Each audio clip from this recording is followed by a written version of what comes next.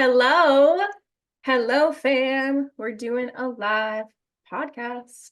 Me and Tanasia are going to, she's right here in front of me. She's about to jump on, and we are going to talk about burnout prevention, how you can stay 10 steps ahead of burnout, how you can pull the emergency brake when you do reach the point of burnout and recharge your battery to the point where you are overflowing with creativity. Hi, Nicole. All right, let's get Tanasia on here and then we will dive in.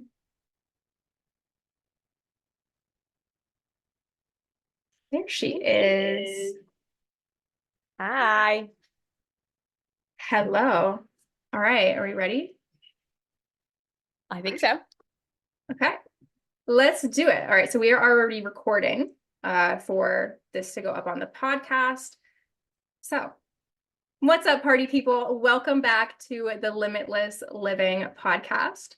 Today, Limitless Living's health and fitness coach, Tanasia, and I are going to dive into staying ahead of burnout, dealing with burnout when you do arrive there, and then how you can recharge your battery to the point of energetic overflow and creativity, and just being able to come from a really, really filled up place in all that you do for your business, for your friends, for all facets of your life.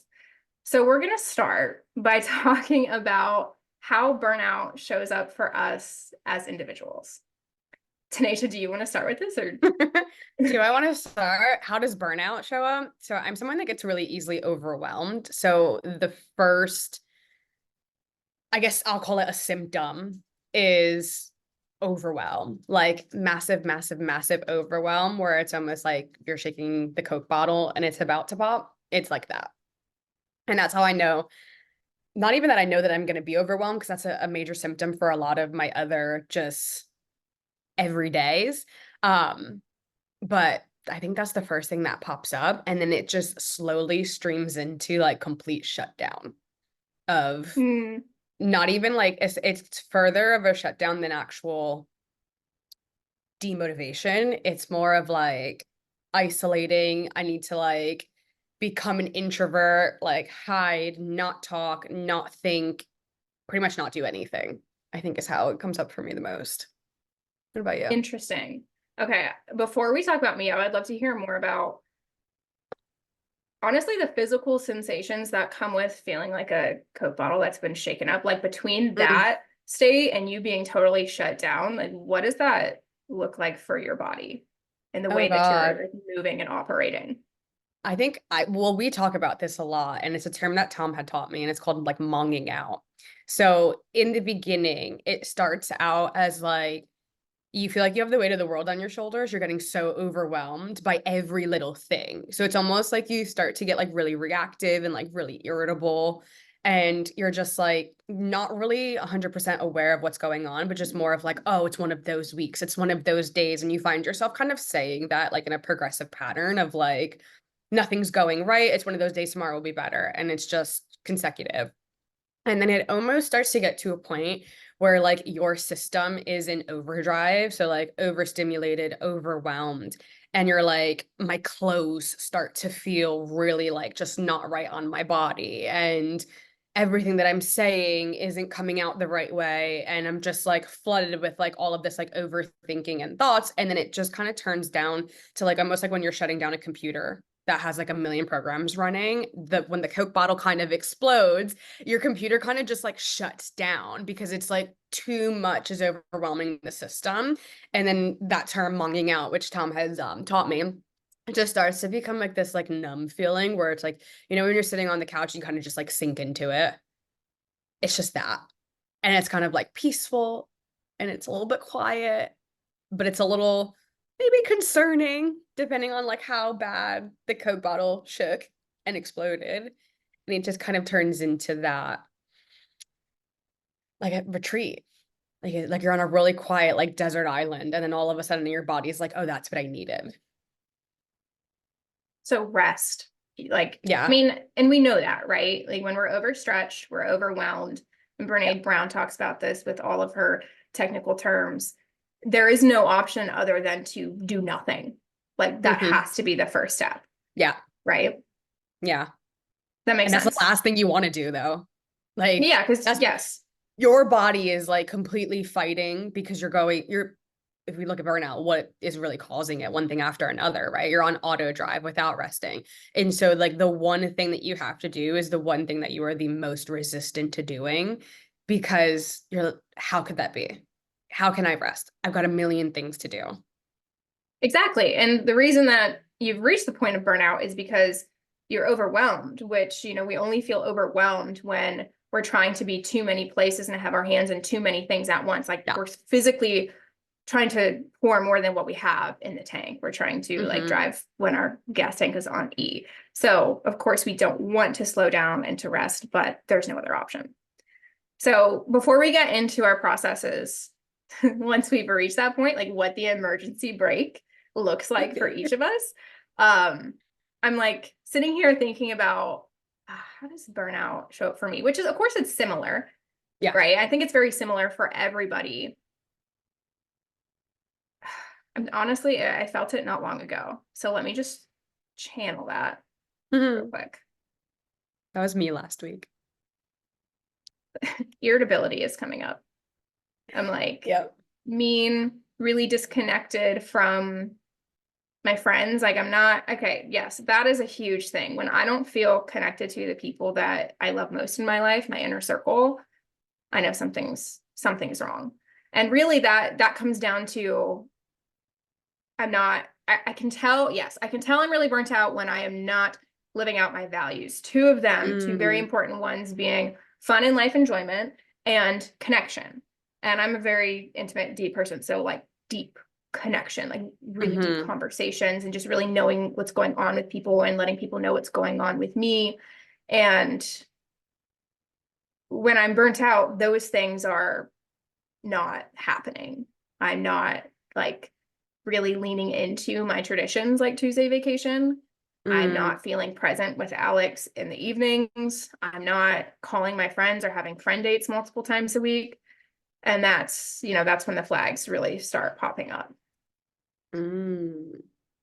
So for me, of course, rest, but honestly, what I've realized more recently is that I run straight to connection Yeah. because it's such a like, it takes me from, I swear, 0% in my energetic battery to 80% charge Mm-hmm.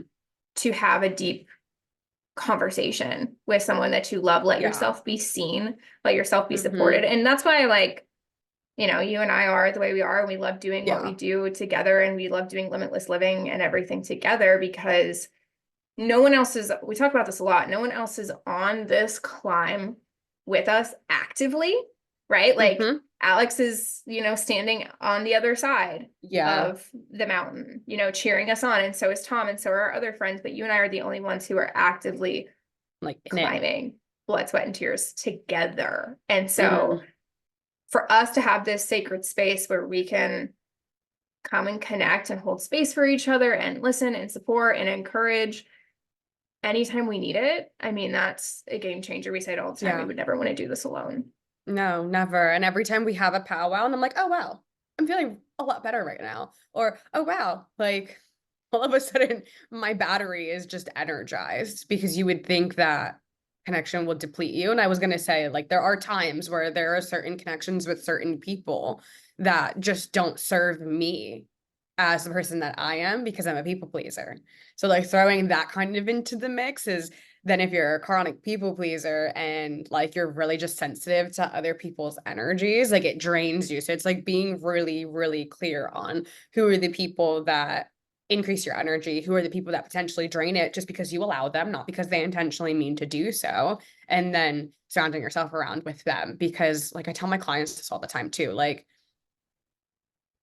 all of you and what you have to say and your journey and all the things are not meant for everyone's ears. And it's like a No. perfect example of that because then like you're going and maybe you're venting to like maybe you're not available and I'm going and I'm venting to someone else who I'm trying to connect with and then they're hitting me with solutions and it's just like not charging me. It's not because they're not in it. Just like you said, they're not with us on that journey and then it's like, oh, you're complaining, oh this and then it overwhelms your system with thinking that sharing your burnout and sharing exactly what you're going through, which a lot of people can't understand or don't understand because they're not in our business. Right. And Yes. then you're completely depleted to the point where you're like, well, I'm not going to talk to anybody now. I'm not going to do anything for myself. I'm not even going to try to help myself. I'm just going to kind of sit in my own shit. Dude, I'm glad you say that because there's a huge difference between surface level connection or confiding in someone who's not able to hold that sacred space for you versus that genuine, deep, safe connection. That is two entirely different things. Like, if you want me to be like, if you want to run me into the ground and then stomp on me and squish me into the dirt, put me in a room of people that I have to mingle with when I'm burnt out. I will die. I will crumble down into ashes and die. That is like the most draining thing for me. Like, I'm a one-on-one gal. So Yeah. running to the wrong person or putting yourself in a situation that's draining, that is really real. So that comes down to having your inner circle people, right? Which is generally like 1, 2, maybe 3 people that you can run Yeah. to. Yeah. So connection being like rest, of course, connection being so healing. The process for me moving out of burnout goes connection really, really brings my energetic charge up. And then there's more energy and space for play to get things moving. Like, that's when, okay, let's have a dance party in the kitchen. Let's do Yeah. something silly. Let's get a little bit of movement going. Like, let's let go a bit. And then that, I've seen that take me from like 80 to 100%. And then from there, we can go creative flow mode. Because really, you can tap into creative flow on command if you know, if you have a gauge on your own energetic battery and you know when you're at 100% or even above. So it's interesting because that's the process that we use to, around here where fun is our success strategy. That's how we use it as a success strategy right there, what you just heard. And using those same tools, connection, creativity, and play, to prevent the burnout from happening in the first place. So I'm excited about this part because you hear that and like I feel like we all try to put those things in a box and like we have these visuals of what it's supposed to look like, what being creative is supposed to look like. Like, a lot of people think it's like drawing and painting. For me, my biggest thing happens to be painting, but it so does not have to be like that. It can be anything. And same thing with play. Anything that is time or what is the definition of play? Time spent on a purposeless activity. Like, you just doing something without purpose and productivity, that counts as play. And that could be anything. So we've talked a little bit about connection. Tell me what like preventative, like using connection as a preventative for burnout and using it to like funnel right into your energy and your success. What does that look like for you? It's not like we talked about this before where I knew you were going to ask this because actually, like, we did have a basis, but like this kind of took me off guard for a second. Just because I kind of already knew the answer as you were talking about just like your play system and the system that like we use here, because mine is like almost slightly different. And it's because it's the preventative measure. That's what I was thinking about before. And that is working internally. And maybe not necessarily like working internally, but like putting myself first in your everyday life in certain situations. Because if you look at all the seasons where I'm typically burning out, am I going to the gym consistently? Am I reading? Am I journaling? Am I meditating? Am I doing all the things that I do internally before I go and I outsource to connection then? Because if for me, at least, and you tell me if this happens for you too, like if I'm not internally trying to charge my battery and fill my cup, then I'm seeking it from outside sources and connection. And it's that for me overflows my cup. Where if that came first for me, it's very likely for me to just like drill a hole in the bottom of my cup intentionally. And then they're pouring into me and they're validating me and they're doing all of these things. And because like I haven't set that foundation of like the internal way that I take care of myself, then it's like, not that it doesn't matter, but it's a little bit less effective for me because that's such a big like preventative piece for me. of, what are you not doing for yourself? Then once I do it for myself, I'm jumping off the walls, and Tom's like, whoa, like you are so different right now. Like what happened from yesterday? And I'm like, I went to the gym, listened to my favorite playlist. I did, whatever it is that I did. And he was just like, okay. And then he treads with caution because he's just like, I don't know what to believe right now. Yeah. Okay. All right. I'm so glad you took it there, because what I'm hearing is, because there's three types of connection, really. Connection with other human beings, spiritual connection, connection with yourself, which could, I mean, all of those could kind of fall under spiritual, but it's easier for me anyways to compartmentalize that. So like I'm hearing the meditating and like the journaling and stuff like that is connection with yourself and spiritual connection. And that has to come before connection with other people, which makes a lot of sense. Yeah. Like I need that. Like that's my biggest preventative, which I think it makes sense. Like if you kind of like look back at to what I told you happens when I'm leading into burnout, it's my body's way of almost like forcing it, because then like I do retreat is the final like step of like the healing process. But like if you just look at it as like your body is just like forcing you to get to that first preventative step, like why wouldn't you do it on a day-to-day basis or on a more consistent basis, because you know that your body's going to force you to do it anyway. So get ahead of it, and then you won't be so mad that you actually have to like take a pause. And that's a beautiful question. Why is it so hard to do the things that we know for a fact and have proven over and over and over again that serve us? Comes We've down to talked just about this a lot. intentionality, right? Like it really just comes down to being intentional with it. Technically, yes, on the action, like looking through the lens of action, more like surface level, yes, but you and I both know that there's shit beneath the surface, that like there's narratives, there's beliefs, there's patterns, there's stories that tell you that that shouldn't be the priority. Work should be the priority. What you guys talked about on your meeting should be priority literally the second after you hop off the meeting. Or Other people should be the priority, right? I know that's real for a lot of people. Yeah, that's a big one. I think as other people, their own urgencies and how we create them as our urgencies. I think you could come up with a million reasons as to why it's deeper for most of us than just being intentional, because like it's not excuses. And I do think in the fitness space, at least, my clients use the word excuse a lot, but it's not necessarily excuses. It's that deeper crap that Yes, you're like hiding from, essentially. exactly. And that's the whole, I mean, that's why I do what I do. And you know that, because yes, I'm all about a fun life and enjoying the journey and still like building your empire and reaching your goals while you're doing those things, which is a really tricky harmony to find. And everyone that I talk to, myself and you included, like every person ever, they know exactly what they want to do, to create, play, connect with other people. They know the types of friendships they want to have. They know the hobbies that they have been putting on the back burner and not taking action on forever. Okay. So it's not as simple as like just get up and go do it.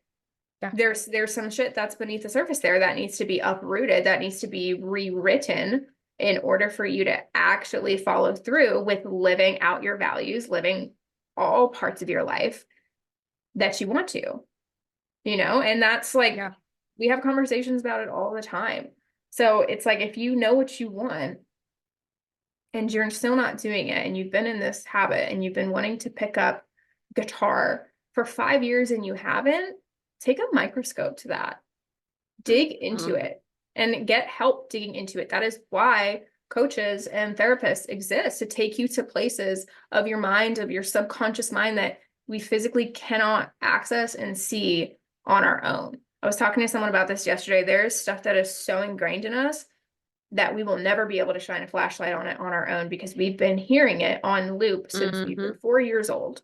Someone else needs to come in and like talk to us enough and pull it out of us so that they can say, oh, hey, do you hear this? Like, let me reflect this back to you. What do you think about that now in your present day version? Is this still aligned? Do you want to keep it? Do you want to change it? And then that's where things obviously get more fun.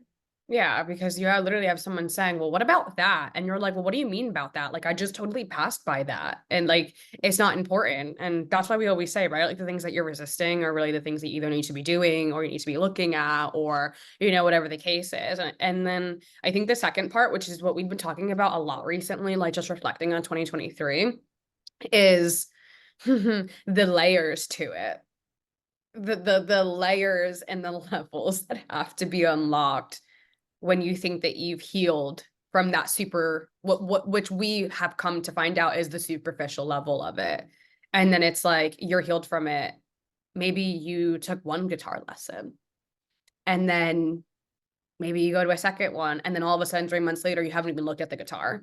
And then you're like, well, what the hell? Like, I thought that I came to terms with everything, and then you're just faced with now this next layer or level or whatever you want to look like to go even deeper into, did you really set a new habit and a neural pathway down that is completely, the answer is no, because if you did, then you wouldn't be in this position asking me why you haven't picked up the guitar, why you haven't even looked at it.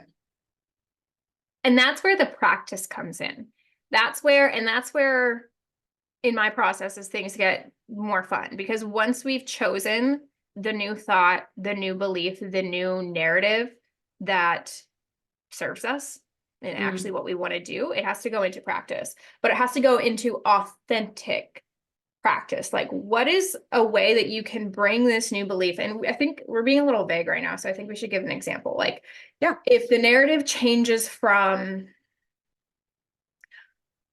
work hard, then play hard, right? But especially if you're embodying fun as a success strategy, it has to be like play hard, then work hard, right? Like, you have to flip it. So if we know that, it's like, okay, how do we actually put that new story, that new way of living into action in a way that is authentic to you as an individual and something that you can actually be excited about and look forward to?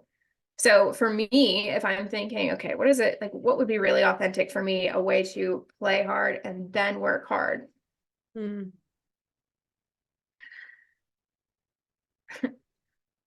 My new work schedule, working at night, doing my creative work at night, and letting myself sleep in and not have to like live by the 9 to 5, get up early, go to the gym, do this, that, the other morning routine, and then get to work. That is so dry to me. That is so dry to me. So for me, like, that's me. Like, that's not how most people would see that, like, play hard and then work hard. But that's how I see it, is like until 9 a.m. and having a slow ass morning and then going to the gym and not thinking about anything work related until 12 p.m. That is so authentic to me, and it serves me so profoundly. What would your play hard and then work hard be? Play hard and then work hard. I think for me, and it's not necessarily like playing, but it will turn into that. It's the space that I'm in has been the biggest thing for me. And I feel like I can play hard if the space feels like me and the space is authentic to me. So like anytime I come down to see you and we're at the hobbyist and I'm around all the plants and just the whole entire aesthetic, like I could be working or I could not be working. And like for me, it's just being like grounded in that kind of environment where like that's doing the play for me essentially. Because like when it comes to like timing of day, things like that, like that's really different for me, but I am a night owl like you, and I'm not surprised. This was a long time coming, what you've done with your schedule, by the way. Because you love a good morning routine. You love a good morning routine. She's And been so here for for it. me, We've done it together. yeah, and I was like, "Are you done yet?" And you're like, "No, I have another book, and then I have this, and then I have this," and then I'm like, and I literally just sit there and I'm just like, "Well, I'm done journaling." Like, And so it was a long time coming, but for me, it's not necessarily like the act of doing something, but more of like where I am. I actually talked about this with my clients on our group call yesterday. A little bit of a different situation and why, but it's just about creating an experience. And it's like, yes. how can you create like the ultimate experience? And like, I talk to my clients in a way where it's more like romanticizing your life. So it's not so much of like what you're doing, but like, how are you doing it? In the height of my journey, of just mindset and fitness. It was a lot of like putting myself out in nature, going outside. It was the middle of the summer when I started. So it was like the perfect opportunity in Jersey to be able to do something like that. And it was like getting the gravity chair, getting my cup of coffee, getting all of my things to then be able to do what I had to do. So for me, it's just, it's setting it up to create like a really romantic experience for myself. And then it doesn't matter what I'm doing. I'm feeling that. I've been thinking about that a lot lately too, like pulling that word romanticize and romantic into Mm-hmm. this whole process, because I like to think of like a couple different things come up, like infusing fun into your life, sprinkling the fun into your life, but also just romanticizing it. Like, Yeah.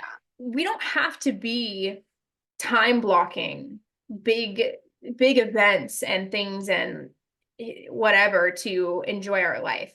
You can just move differently and approach the regular things that you do on a daily basis in a fun or more romantic way. Just anything Mm-hmm. that's going to, just like you said, make it an experience. I mean, that's Mm-hmm. the only reason that my office is decorated the way that it is, because if I'm going to be so dedicated to what I'm doing and I'm going to want to look forward to work, which is so possible for all of us, the environment and Yeah. the way that I feel in this space, in my clothes, with my background is so important. It Mm-hmm. romanticizes it.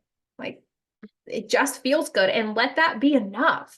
Let like just choosing the joy, choosing the things that make you feel good are enough, because we all know very well, the camera, we all know very well that a lot of life does not feel good, and there's a lot of hard and a lot of Mm, discomfort and a lot of pain. So why would you not insert the fun and the enjoyment and the like romance everywhere that you can? Like, put as much of it into your life as possible so that the mm. pain and the discomfort is so much more tolerable. Yeah, I'm gonna let that one sit for a second. That felt good. That felt really good. That felt really good to hear. I didn't say it, but it felt really good to receive. Good. Good. Yes, I'm all about like the joy is enough. You don't Yeah. have to be productive all the time. And that's, again, looping back, fun is a success strategy. It's so much more effective to come from that place. So we've talked about like infusing the fun, the romance into your life in little micro tiny ways. And that's where like I typically can't give my clients a lot of guidance with that, because it's a very simple thing that only you can answer. Like, Mm-hmm. okay, if you're sitting at your desk, what would make this a more enjoyable experience? And then removing any judgment that comes up around your answer and just letting yourself do it because the joy is enough. Yeah. So the micro infusions of the fun. Now, creativity and play. Good. What does that look like? What does creativity look like for you? For you to exercise that and nurture that innate human skill within you, what do you do? So I have one big one, and that's probably as of recent. So I'm not gonna say on this podcast because I'm sure your clients are gonna hear it. I'm not gonna say that I'm an artist right now. I'm not gonna This say again. that. I'm not gonna say that. If you're watching this on the live, I don't know who's on it right now. I'm not an artist. No, I am. Um, and I bring that up because we had said it doesn't have to be art, but for me, for a really long time, it was always art. And I had a really hard time, which is why this is so funny for Carrie's clients who know this, Carrie. Because I had a really hard time even admitting that I was an artist because I wasn't someone that was actively practicing drawing, painting. I don't even really talk about it as much anymore. And I think that as I've gotten older, I've been able to prioritize other mediums of art that I just was not classifying as art if it wasn't traditional. So the biggest one for me right now, and I put it off last week because my friends came over and I really needed to do it. So I probably should make some time to do it. But I love doing my own nails. Like, it is the biggest thing for me. And when I knew that we were going to talk about this, I'm like, oh my God, I can't wait to talk about it. Because if I could post my nails that I do every time I do them, a lot of people compliment them. And I'm like, thanks. Like, I actually tried really hard on this. Like, thank you for noticing. Thank you for really appreciating it. And they're like, hold up, wait, you did that yourself? And I was like, fuck yeah, I did. You Like are really good at it. that was me. And so I never used to classify that as art. And I don't like to talk about it because I think that there are so many amazing nail techs. One of my clients is one of the most freaking amazing nail techs that I have ever seen. And I'm like, I never want to take away from them, but it's just something that I enjoy honestly doing myself. And it's really just for the sole purpose that that is the only place that I actually paint anymore, is if I'm doing it there. And I don't do it often. If anybody ever notices, I don't have my nails done all that often, but there will be something in me that is just like, you need to take like 3 hours and go full on and just do your sets. And then I feel, not only do I feel good, but it's a constant reminder too on my day to day. Anytime I'm doing something, I'm like, I did that. They look so good. Mm, I did that. And I show up throughout my day a lot differently because I'm just like, oh, let me take a picture of my food today, even if it's the same food that I eat every day, but my nails look super good in it. And then you just like feel really good about yourself and everything that you're doing. So for me, the biggest one right now, I would say is probably doing my own nail sets. Um, and of course, I want it to be the gym, but only when I'm in my fun era of the gym because I'm not the biggest believer in, and this is my personal experience of going to the gym when I'm angry. If I go to the gym when I'm angry, the weights like scare me. Like I'm the one that gets scared, interesting. not them. Yeah, like it's a really weird dynamic. I can't go to the gym when I'm stressed. I cannot go when I'm angry. Like I want to be in the gym, happy, free flowing, moving my body, listening to Becky Hill, like doing all the things. And so for me, that one it's applicable depending on the season that I'm in. But when I'm like just free flowing, typically when it's summer, because we get the Jersey blues here, um, the gym is going to be like my second one that's considered play because like I'm doing the pull-ups. I'm warming up at the park down the street, seeing if I can actually do the monkey bars. I'm challenging myself, testing myself. So for me, like that is typically a second outlet, but I'm going to say it really does depend on the time of the year and how I'm feeling towards it because we don't get along when I'm stressed and overwhelmed and burned out. That is so interesting because generally, I think generally what you hear is that that is the outlet. And for me, that is the outlet. Like there is nothing better for me when I am stressed, anxious, angry to either Mhm. run or deadlift. Those two things are like, it's just a channel. It's just like all of those, Yeah. that physical angst just pours out of me into, yeah, into one of those two things.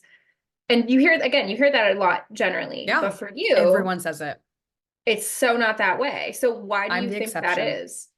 I am the exception to the rule. I don't know why. We could look at it and dissect it and say that maybe it's a resistance, that I don't want to just let the weights have all the stress and I want to hold it on to myself. Because if anybody knows me, I'm addicted to stress, like hardcore addicted to it, like an addict. My body loves it. It misses it. It creates chaos when I don't have it.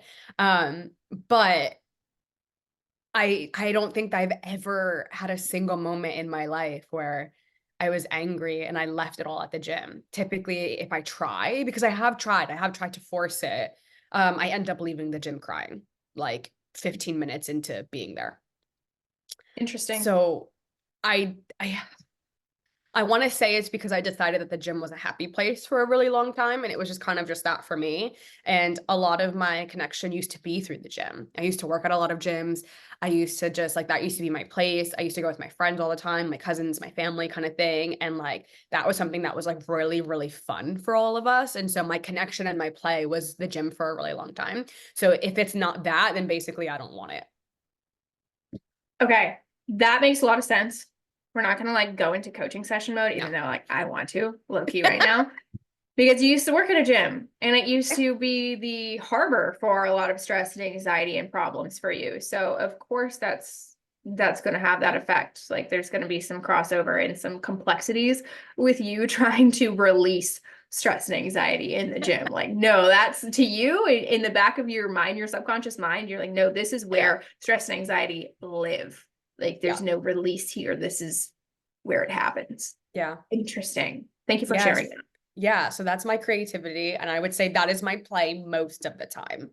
Because Yeah. I'm not a groover, I'm not a dancer. I don't I'll give you a little shimmy here and there. I know you're rolling your eyes because you want me to be, but I'm not, I do move my body, but in different ways. That is not dance, unfortunately.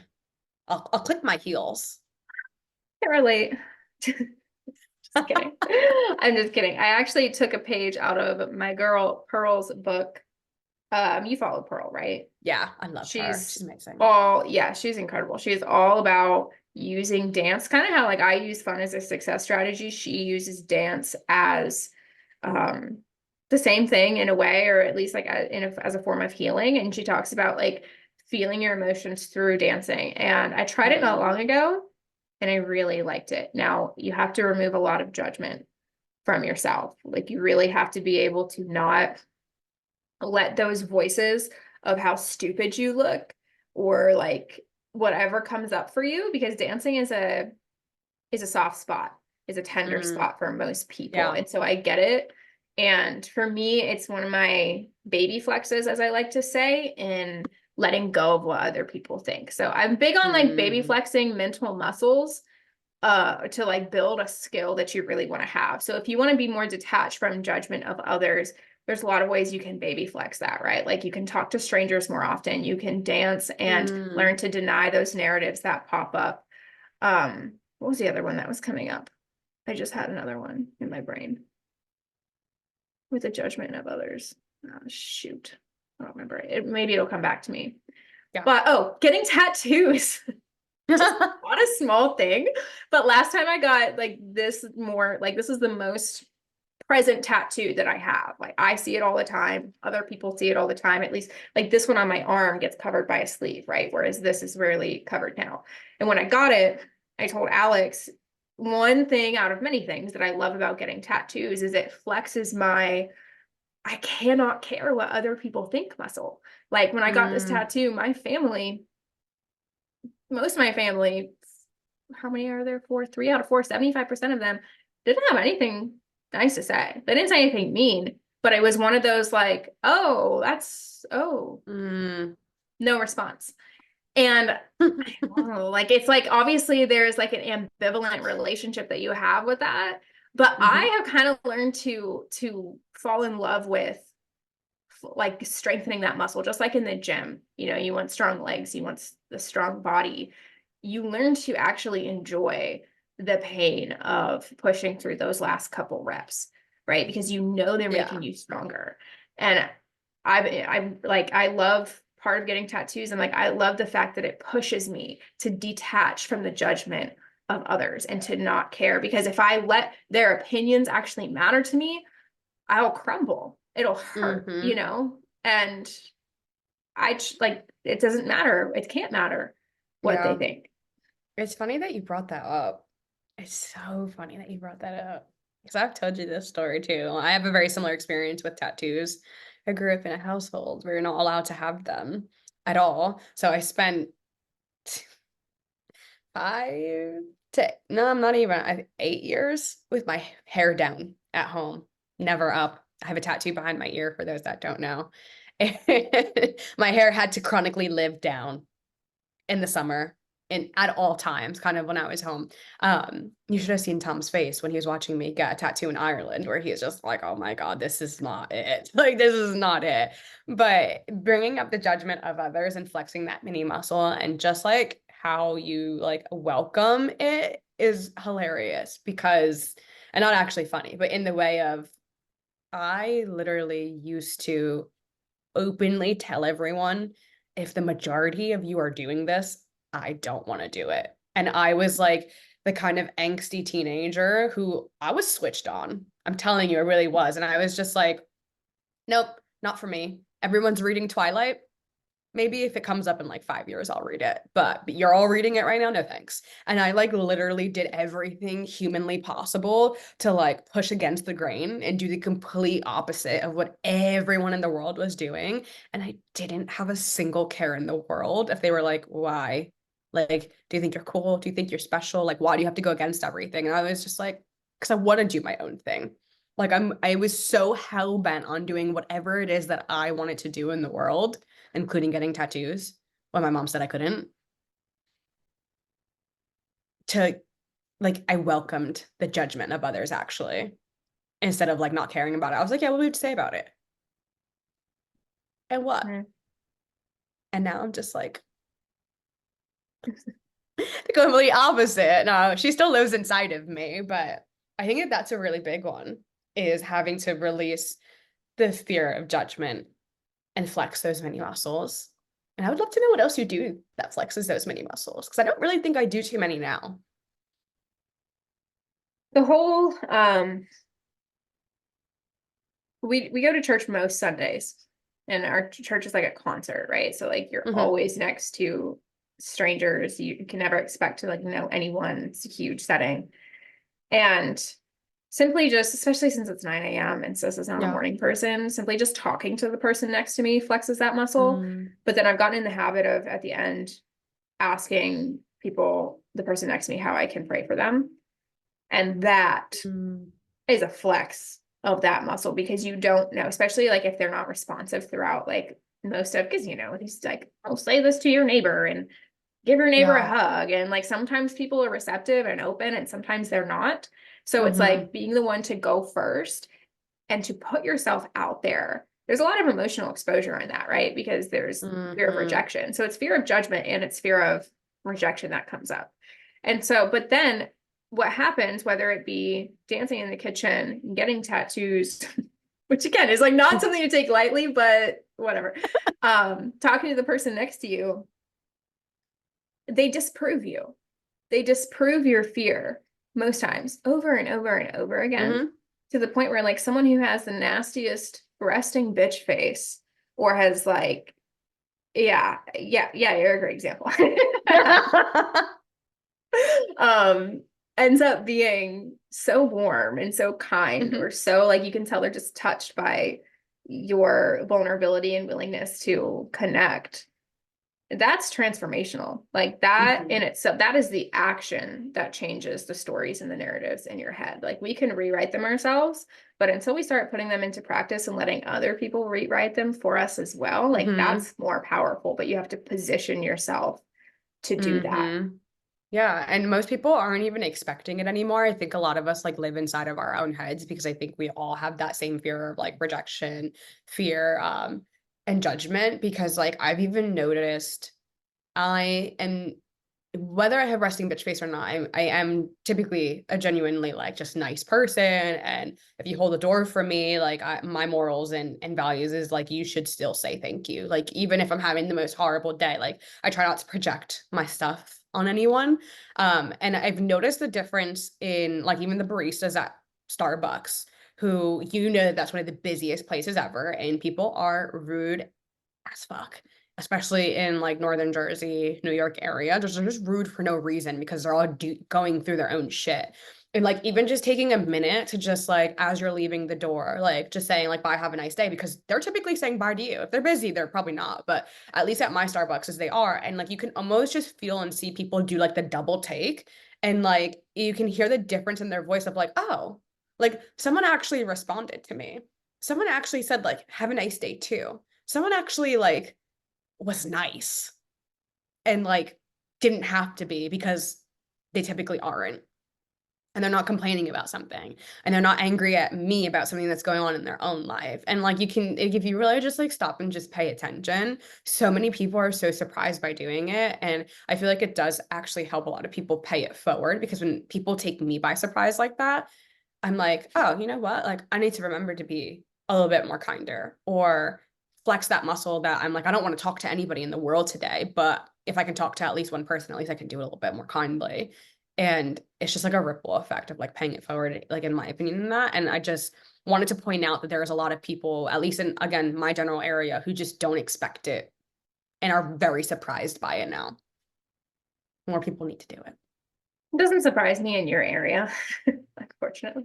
The Northeast is it. just not. I was talking to Cameron about this yesterday on our group session. She lives in Philadelphia, and we were just talking about how the energy is different up Hmm. there. The warm and fuzzies and the receptiveness is a little bit more scarce. And there's wonderful, open-hearted, warm people everywhere you go, right? But as Mm. like a general overtone, I mean, remember The three of us, last time we were like roaming around Jersey, do you remember that experience that we had? Like the way people treated us because of how jolly and bubbly and kind we were being? Every It was very interesting. everyone was like, what? Like just and Carrie's like, did I do something? Did I I'm say like wearing something? my yellow John Lennon glasses and like bright green Yeah. pants, and people are like, this bitch. And I'm literally 15 minutes outside of New York City where like that I want to say is acceptable. Not because it's not that it's not acceptable anywhere. I guess where people wouldn't like really treat you that way. So you would think that because I'm so close, it would kind of just like translate across the water, but it does not like at all. Carrie was just like, what did I do? Like, what did I say? And I was like, I didn't think you said anything. And then we kind of came to terms with it that it was just Carrie being Carrie and presenting herself in the happy and joyous way that she does and just smiling because we're typically really angry people. Like, we just, You're not. Don't lump yourself in with that. I can be, but yeah, I'm not the angriest person in the world, but we are different. Like, has anyone ever really have you experienced Jersey drivers? Like we're just aggressive, maybe not angry. We're very aggressive. If you don't know how to drive, if you have a different plate on your car that's not Jersey, I don't want to be behind you. Oh Like gosh. it's a very real thing. So they're very aggressive and they were a little aggressive towards Carrie for absolutely no reason whatsoever. And it gave us even more permission to be that way and even louder. Because we weren't doing anything. We weren't bothering anybody. We were literally just like smiling and being happy because like it was the three of us just connecting. And people were so bothered that three women were so happy to just be connecting and meeting and eating lunch. Like what did we even do? We ate lunch. We walked around. We talked. But that's the thing. When you know, like, especially when you dive deeper into it and you understand the value, the true, like instinctual human value of connection, of exercising your creativity, of playing joyously just because. And you see over and over again how that changes the way that you show up in the world and how Mhm. that changes how you navigate the lows and the challenges in life. It makes it a lot easier to detach from judgments and old narratives that don't align with those values. Mhm. You know what I mean? Yeah. And it's going to trigger a lot of people around you, which is a completely different podcast for us to even record because it is going to trigger a lot of people around you. And it typically is just a reflection of them not being able to do the things that you're doing and probably secretly wanting to do it or knowing like how are they able to do it and I can't figure it out and I'm like living in this world feeling so stuck and it can either like we say trigger them or it can activate them. And so it's like you owe it to yourself to do it. And then not that you owe it to anyone else too, but again, like that paying it forward and that ripple effect of the way that it overpours and into other people are gonna be like, okay, I was really triggered by it. And then some are gonna be like, oh, I was really activated by that. It's I'm just how gonna you choose to respond. I'm gonna connect. I'm gonna play. Maybe I'm gonna go buy the fun green flowy pants, right? Like maybe that girl was so triggered by your yellow glasses and then went out and bought the same ones and put them on and was like, holy fucking shit, this is exactly what I was missing. I love the yellow glasses so much. I call like those are what I wear. No, actually, here we go. What did I say the other day on our powwow? I don't know what you said, but you were wearing No, those. I was literally I was not in a good mood and I put these on and I was like, these are my good mood glasses. Like Mm, rose something's colored gonna change. glasses. Life with rose colored glasses. I'm a believer in that. Like why the fuck would you not wear them? Yeah, why would you take them off? Why why would you choose? I don't know. Don't get me Why started on would you that. choose to not have fun? You know what came up for me when you were talking about how, it can really, I like to say press buttons, like your fun and life enjoyment and being able to lean into that and to express that in an authentic way.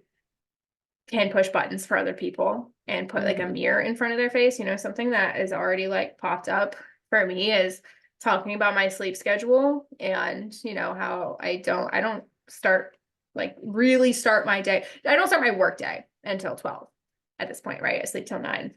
Moms always like to tell me that that's going to change when I have kids. Not even knowing if I want to have kids, right?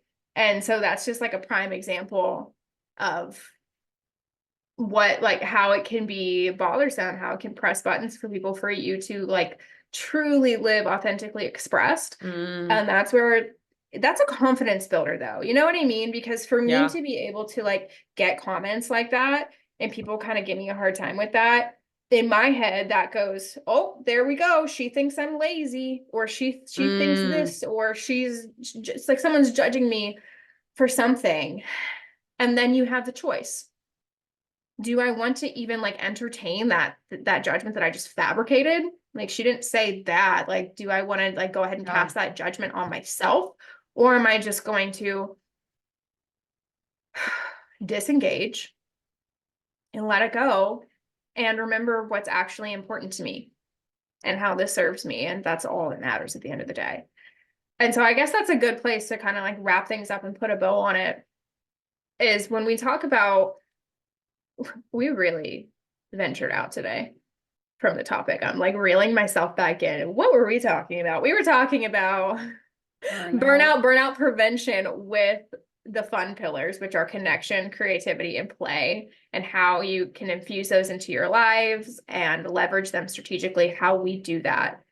And I think the most important thing when it comes down to all of it is to know that if you have a really, really hard time taking action on those things that you want to do, and you know what would be authentic for you to express, but for some reason you can't, that is your invitation to do the inner work and to get back into the subconscious part of your brain and figure out what's blocking you. There are subconscious blocks that you can't see on your own, most likely, and maybe you'll find them on your own, but that's where, again, professional help really comes in. So one, understanding that is a real thing, and two, giving yourself permission to do all of those things authentically. Like, what would you actually really like? What would make you feel giddy? When I changed my schedule, I felt like a little kid waiting for Christmas morning. That's how it made me feel. Like, what can you do on an average day that makes you feel like that? And then giving yourself full permission to do it just because it makes you feel like that. And when you move through life with that energy, everything is different. It changes everything. And it's so worth it. It's so worth pushing past the self-judgment, judgment from others, going against the grain, doing things outside the box. Do it. It's going to be, there's so much on the other side of that. And I'm going to give everyone a hint here. It's probably the things that other people are either telling you not to do, or anytime that you have any feelings of like being embarrassed, ashamed, fearful, rejected. So like for me, I was like, I don't think we got off topic, but we did have to kind of wrap it up together. Like the things that you need to be doing, or not even need to be doing, but that could be the reason that you're burning out, is just look at everything that everyone's telling you or that you think that they're telling you and go and do that thing. Why do you think I'm wearing my flannel right now? Tom hates this flannel. If you guys don't know the backstory of the flannel, DM us. Yeah, like I'll explain it, but like, and that's why I'm wearing my flannel right now, because I'm like, we're doing a podcast. I haven't worn it in a while. I've been burnt out. I have not felt like myself in a while. Like, it's almost like let me put my skin back on. So if you're having trouble finding what some of those things are, I think that's a really great place to start. Of if someone says something to you about getting the tattoos, go and schedule a tattoo. See how it feels. How perfect is it that you're wearing your flannel today? And I have not worn this flannel in months. It was at the bottom of my drawer. Tom came in right before this podcast and goes, I haven't seen that in a while. It's back. Yeah. Now watch me wear it every day on my story. I posted on my story. If these are Carrie's followers that are watching that don't follow me, I guarantee you will see me wearing this every single day for the next couple of weeks and months. And I will be posting all the DMs that I get about everyone saying, no, not the flannel. Who says that? Does anyone say that? I have proof. I will send you screenshots. And it is typically my friends. It is typically Tom. It, it is typically my friends screenshotting it and sending it to me and saying, there's no way you're wearing the flannel again. Didn't you wear it yesterday? I wore it on a date once, and it was a really big deal. Oh gosh, we'll save that. We'll save that Yeah. for the next. All right, guys. Thank you so much for tuning in. Diane loves your flannel. Okay, so Thank you, Diane. Diane is my biggest hype girl, okay? If Diane says it's okay, then I don't care what anybody else says. okay, we're probably really losing the people on the podcast. Thank you guys so much for joining us on the Limitless Living podcast today. This has been super fun. If you connected with us or are curious in just learning more about how you can work with us and mindset coaching or fitness coaching, we are on Instagram and we are here to just connect with you and take it from there. So everyone have a beautiful day, and we'll see you back here next time on the Limitless Living podcast.